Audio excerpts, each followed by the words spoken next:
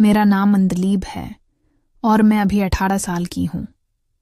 وہ دن میرے لیے کسی خواب سے کم نہیں تھا، لیکن ایک ایسا خواب جو اندھیروں میں چھپا خوف بھی ساتھ لے کر آیا۔ میں اپنے کام میں مصروف تھی، گھر کے دیگر افراد کی غیر موجودگی میں، اور سب کچھ معمول کے مطابق چل رہا تھا۔ لیکن جیسے ہی میں نے دیکھا کہ ریحان صاحب قریب آ رہے ہیں، دل کی دھڑکنیں تیز ہو گئیں۔ وہ لمبے، مضبوط اور پر اعتماد انسان تھے، اور میں صرف 1 عمر لڑکی۔ انہوں نے مجھے بلا کر اپنے کمرے کی طرف لے جانے کا اشارہ کیا۔ میں نے ہچکچاتے ہوئے کہا، سر، یہ مناسب نہیں ہے، لیکن وہ اصرار کر رہے تھے اور میں خوف کے عالم میں ان کے پیچھے چل پڑی۔ کمرے میں پہنچ کر میری سانس رک سی گئی۔ میں اپنے آپ کو سنبھالنے کی کوشش کر رہی تھی، لیکن اندر سے ہر حصہ کانپ رہا تھا۔ وہ مجھے بیٹھنے کے لیے کہہ رہے تھے۔ میں نے ہچکچاتے ہوئے کرسی سنبھالی اور بیٹھ گئی، لیکن میرا دل دھڑک رہا تھا اور ہاتھ کانپ رہے تھے۔ میں نے کہا، سر، ایسا نہ کریں، میڈم گھر پر ہیں؟ انہوں نے مسکرا کر کہا، وہ سو رہی ہیں، فکر مت کرو۔ ان کی موجودگی کا خوف میرے ہر سوچ پر چھایا ہوا تھا۔ میں سمجھ نہیں پا رہی تھی کہ میں کیا کر سکتی ہوں۔ وہ مجھے قابو میں کرنے کی ہر کوشش کر رہے تھے، اور میں بس خاموش، دبکی ہوئی اور خوفزدہ تھی۔ میں نے دل ہی دل میں دعا کی کہ سب کچھ ختم ہو جائے اور میں محفوظ رہوں۔ کچھ لمحوں کے بعد میری طبیعت اچانک خراب ہونے لگی۔ میں سنبھل نہ سکی، اور میری کمزوری کو دیکھ کر ریحان صاحب نے فوراً مجھے اسپتال لے جانے کا فیصلہ کیا۔ وہاں میری جانچ ہوئی اور طبیعت سنبھلنے کے بعد مجھے گھر چھوڑ دیا گیا، لیکن خوف اور اضطراب کے اثرات ابھی تک دل و دماغ پر چھائے ہوئے تھے۔ گھر پہنچ کر فریحین، جو میری قریبی ساتھی تھی، پہلے ہی موجود تھی۔ اس نے میری حالت دیکھ کر فوراً کہا، اندلیب، تم ٹھیک ہو؟ تمہاری طبیعت کچھ خراب لگ رہی ہے۔ میں نے زوردار سانس لیتے ہوئے کہا، بس اچانک طبیعت خراب ہو گئی تھی، لیکن اب بہتر ہوں۔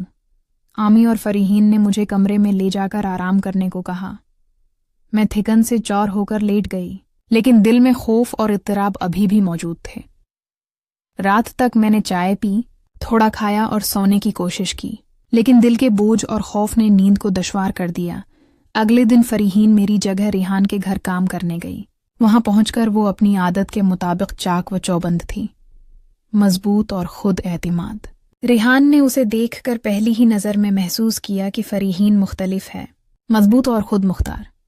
فریحین نے کام شروع کیا اور ریحان اسے غور سے دیکھتا رہا۔ فریحین نے پوچھا، کیا ہوا ریحان بھائی؟ آپ مجھے مسلسل دیکھ رہے ہیں۔ ریحان نے مسکرا کر کہا، اندلیب کے بعد تمہاری موجودگی ایک سکون کی طرح ہے۔ تم بہت پر اعتماد اور خوبصورت ہو۔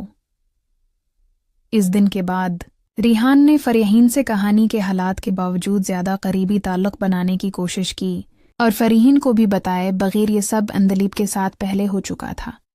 اس لمحے فریحین کے دل میں بھی دلچسپی جاگ اٹھی، اور وہ سوچنے لگی کہ آیا یہ تعلق مستقبل میں زیادہ معنی رکھ سکتا ہے۔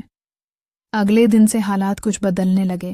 اندلیب کی طبیعت اب زیادہ بہتر تھی، لیکن دل میں وہ خوف اور اضطراب ابھی بھی چھپا ہوا تھا۔ ہر چیز معمول کے مطابق لگتی، لیکن اس کے اندر کی بے چینی اور نفسیاتی دباؤ اس کے ہر عمل پر اثر ڈال رہے تھے۔ وہ خود کو مضبوط دکھانے کی کوشش کر رہی تھی، مگر ہر بار یاد آ جاتا کہ کچھ دن پہلے کے حادثے نے اس کے دل و دماغ پر کیا اثر چھوڑا تھا۔ ریحان کی نظر اب بھی اندلیب پر ہوتی تھی، لیکن وہ زیادہ محتاط رہنے لگا تھا۔ وہ جانتا تھا کہ اندلیب کی حالت نازک ہے اور اسے مزید خوفزدہ کرنا کسی بھی طرح درست نہیں۔ اندلیب کے لیے یہ لمحے بہت الجھن والے تھے، ایک طرف خوف، دوسری طرف یہ احساس کہ وہ کسی طرح محفوظ ہے۔ آسی دوران فریحین، جو اب ریحان کے گھر روز کام کرنے آنے لگی تھی، زیادہ خود اعتماد اور پر اثر محسوس کر رہی تھی۔ اس کی جسمانی مضبوطی اور ذہنی ہوشیاری ریحان کو بہت متاثر کر رہی تھی۔ وہ اندلیب سے مختلف تھی، زیادہ پر اعتماد، زیادہ آزاد۔ ریحان کا رویہ بھی بدلنے لگا، اندلیب کے ساتھ زیادہ محتاط، اور فریحین کے ساتھ دلچسپی بڑھتی جا رہی تھی۔ فریحین نے ایک دن پوچھا، ریحان بھائی، آپ اندلیب کے بارے میں کیوں اتنے فکر مند ہیں؟ ریحان نے نرم لہجے میں کہا، وہ نازک ہے اور میں نہیں چاہتا کہ اسے دوبارہ تکلیف ہو۔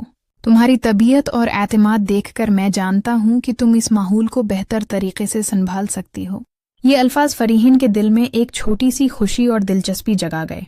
उसने सोचा कि शायद रिहान की नीयत वाकई साफ है और वो इंदलीब के साथ जो कुछ हुआ उसका मकसद सिर्फ उसकी हिफाजत था। वक्त के साथ इंदलीब भी आहिस्ता आहिस्ता अपने खौफ पर काबू पाने लगी। वो समझ गई थी कि अगर वो अपने दिल को मजबूत बनाए तो वो न सिर्फ अपनी हालत संभाल सकती है बल्कि मुस्तकबल में किसी भी मुश्किल से निपट सकती है। फरीहीन की मौजूदगी उसे हौसला दे रही थी और वो जानती थी कि उसके पास एक दोस्त है जो उसके खौफ और इत्तिराब को समझ सकता है। रिहान और फरीहीन के ताल्लुकात भी आहिस्ता आहिस्ता बदलने लगे। वो एक दूसरे को बेहतर समझने लगे और एक तरह की खामोश इफ़हाम व तफ़हीम पैदा हो गई। रिहान ने फरीहीन को पेशकश की कि वो अंदलीब की जगह मुस्तकिल तौर पर यहाँ काम करे, लेकिन फरीहीन ने सोचा कि वो सिर्फ इसी दिन आ सकती है जब अंदलीब की तबीयत ख़राब हो। फरीहीन ने नरम लहजे में कहा, मैं रोज़ नहीं आ सकती, सिर्फ अंदलीब के दिनों में मदद करने आती हूँ। रिहान ने मुस्कुराकर कहा, तुम्हारी मौजूदगी काफ़ी है, बस यही काफ़ी है। उसी दौरान अंदलीब भी घर पर आहिस्ता आहिस्ता मामूलात में वापस आ रही थी। वो जानती थी कि खौफ अभी भी उसके दिल में है, मगर उसने फैसला किया कि वो मजबूत बनेगी। वो खुद से वादा करती, मैं अपने लिए और अपने मुस्तकबल के लिए खौफ को मात दूंगी। अगले दिन से हालात कुछ बदलने लगे। अंदलीब की तबीयत अब ज्यादा बेहतर थी, लेकिन दिल में वो खौफ और इत्तराब अभी भी छुपा हुआ था। हर चीज़ मामूल के मुताबिक लगती, लेकिन उसके अंदर की बेचैनी और नफ्सियाती दबाव इसके हर अमल पर असर डाल रहे थे। वो खुद को मजबूत दिखाने की कोशिश कर रही थी, मगर हर बार याद आ जाता कि कुछ दिन पहले के हादसे ने उसके दिल व दिमाग पर किया असर छोड़ा था। रिहान की नज़र अब भी अंदलीब पर होती थी, लेकिन वो ज्यादा मेहतात रहने लगा था। वो जानता था कि अंदलीब की हालत नाजुक है और उसे मजीद खौफजदा करना किसी भी तरह दुरुस्त नहीं। अंदलीब के लिए ये लम्हे बहुत उलझन वाले थे। एक तरफ खौफ, दूसरी तरफ ये एहसास कि वो किसी तरह महफूज है। इसी दौरान फरीहीन, जो अब रिहान के घर रोज काम करने आने लगी थी, ज्यादा खुद एतमाद और पर असर महसूस कर रही थी।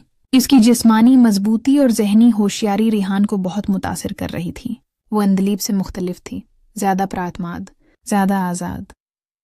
रिहान का रवैया भी बदलने लगा, अंदलीब के साथ ज्यादा मेहतात और फरीहीन के साथ दिलचस्पी बढ़ती जा रही थी। फरीहीन ने एक दिन पूछा, रिहान भाई, आप अंदलीब के बारे में क्यों इतने फिक्रमंद हैं?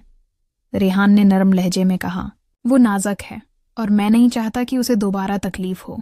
तुम्हारी तबीयत और एतमाद देखकर मैं जानता हूं कि तुम इस माहौल को बेहतर तरीके से संभाल सकती हो। ये अल्फाज फरीहीन के दिल में एक छोटी सी खुशी और दिलचस्पी जगा गए। उसने सोचा कि शायद रिहान की नीयत वाकई साफ है और वो अंदलीब के साथ जो कुछ हुआ उसका मकसद सिर्फ उसकी हिफाजत था। वक्त के साथ अंदलीब भी आहिस्ता आहिस्ता अपने खौफ पर काबू पाने लगी। वो समझ गई थी कि अगर वो अपने दिल को मजबूत बनाए तो वो न सिर्फ अपनी हालत संभाल सकती है बल्कि मुस्तकबल में किसी भी मुश्किल से निपट सकती है। फरीहीन की मौजूदगी उसे हौसला दे रही थी और वो जानती थी कि उसके पास एक दोस्त है जो उसके खौफ और इत्तिराब को समझ सकता है। रिहान और फरीहीन के ताल्लुकात भी आहिस्ता आहिस्ता बदलने लगे। वो एक दूसरे को बेहतर समझने लगे और एक तरह की खामोश इफ़हाम व तफ़हीम पैदा हो गई। रिहान ने फरीहीन को पेशकश की कि वो अंदलीब की जगह मुस्तकिल तौर पर यहाँ काम करे, लेकिन फरीहीन ने सोचा कि वो सिर्फ इसी दिन आ सकती है जब अंदलीब की तबीयत ख़राब हो। फरीहीन ने नरम लहजे में कहा, मैं रोज़ नहीं आ सकती, सिर्फ अंदलीब के दिनों में मदद करने आती हूँ। रिहान ने मुस्कुराकर कहा, तुम्हारी मौजूदगी काफ़ी है, बस यही काफ़ी है। इसी दौरान अंदलीब भी घर पर आहिस्ता आहिस्ता मामूलात में वापस आ रही थी। वो जानती थी कि खौफ अभी भी उसके दिल में है, मगर उसने फैसला किया कि वो मजबूत बनेगी। वो खुद से वादा करती, मैं अपने लिए और अपने मुस्तकबल के लिए खौफ को मात दूंगी। अगर आप चाहें तो मैं अब हिस्सा सोम लिख दूं, जिसमें अंदलीब की मुकम्मल संभलने की कहानी, फरीहीन और रिहान के ताल्लुकात और इंजाम दिखाया जाएगा। क्या मैं हिस्सा सोम लिख दूं? You said .ok ChatGPT said, ठीक है सुना, یہ رہا حصہ سوم، عندلیب، فریحین اور ریحان کی کہانی کا اختتام۔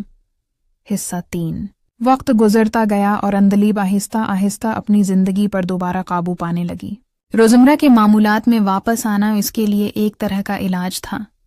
ہر دن کے ساتھ وہ اپنے خوف اور اضطراب پر قابو پانے میں زیادہ مضبوط ہو رہی تھی۔ فریحین کی موجودگی اسے حوصلہ دے رہی تھی اور اس کے ساتھ ہونے والے حادثے کی یاد اب اسے خوفزدہ کرنے کے بجائے خبردار کر رہی تھی کہ وہ مستقبل میں زیادہ محتاط اور ہوشیار رہے۔ ریحان کی طرف سے بھی رویہ بدل چکا تھا۔ وہ زیادہ محتاط، سنجیدہ اور ذمہ دار بن گیا تھا۔ عندلیب کے ساتھ جو کچھ بھی ہوا، اس نے اسے سمجھایا کہ اب وہ اس کی حفاظت کرے گا اور کبھی بھی کسی قسم کی غیر مناسب حرکت نہیں کرے گا۔ عندلیب نے محسوس کیا کہ حقیقی طاقت صرف جسمانی یا مالی طاقت میں نہیں، بلکہ اپنے جذبات، خوف اور حالات پر قابو پانے میں ہے۔ فریحین اور ریحان کے تعلقات بھی مضبوط ہو گئے۔ فریحین نے سمجھا کہ ریحان کی نیت صاف ہے اور وہ عندلیب کے ساتھ جو کچھ ہوا اس پر واقعی افسوس کرتا ہے۔ وہ خود بھی ریحان کے تعلق میں دلچسپی لینے لگی۔ ایک دن ریحان نے فریحین سے کہا، اگر تم چاہو تو تم ہمارے یہاں مستقل کام کر سکتی ہو اور میں تمہارے والدین سے اجازت لے کر تم سے رسمی طور پر بات کروں گا۔ فریحین نے سوچا، اب وقت ہے کہ میں بھی اپنے فیصلے خود کروں۔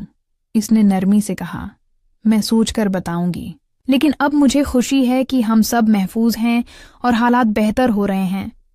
ریحان نے مسکرا کر کہا، بس یہی کافی ہے، باقی سب وقت کے ساتھ ٹھیک ہو جائے گا۔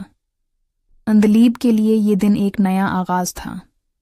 وہ جانتی تھی کہ جو کچھ بھی ہوا اس نے اسے کمزور نہیں کیا بلکہ مضبوط بنایا۔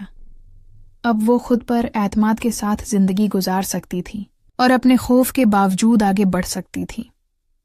فریحین بھی اس کے ساتھ تھی اور ان دونوں کی دوستی اور مضبوط ہوتی جا رہی تھی۔ کہانی کا اختتام یہ تھا کہ ہر مشکل کے بعد روشنی آتی ہے۔ عندلیب نے اپنے خوف پر قابو پایا، اپنے جذبات کو سنبھالا اور اپنے لیے ایک محفوظ ماحول بنانے میں کامیاب ہوئی۔ ریحان نے اپنے رویے میں تبدیلی لائی اور ذمہ داری کو سمجھا، اور فریحین نے بھی اپنی جگہ اور اعتماد کے ساتھ کہانی میں اپنا حصہ ادا کیا۔